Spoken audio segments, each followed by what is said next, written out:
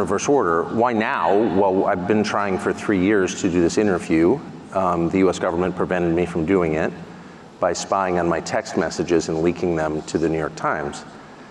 And that spooked the Russian government into canceling the interview. So I've been trying to do this, but my country's intel services were working against me illegally, and that enraged me because I'm an American citizen, I'm 54, I pay my taxes, I obey the law. And there was no expectation in the America that I grew up in that my government and its intel services, NSA and CIA, which were always outwardly focused on our foreign enemies, would be turned inward against American citizens. And I'm shocked by that, and I'm infuriated by that. And so once I discovered that that was happening, and I confirmed it was happening, and they admitted that they did it, then I was totally determined, monomaniacally dedicated to doing this interview, not simply because I want to know what Vladimir Putin is like and what he thinks about a war that is resetting the world and really gravely damaging my country's economy, but also because they told me I couldn't on the basis of illegitimate means and for no really clearly stated justification. And I thought that can't stand. I want to live in a free country. I was born in one. And I'm going to do whatever small thing I can do to maintain, the society that I love.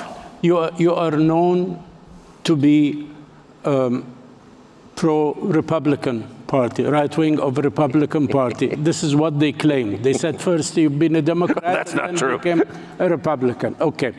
Or you are known to be pro-Trump, anti-Biden. What is truthful in this? And you went to Putin because you are pro-Trump and anti-Biden? I mean, my views are not very interesting. I'm not sure how I'd characterize them. They're changing as quickly as the world itself is changing.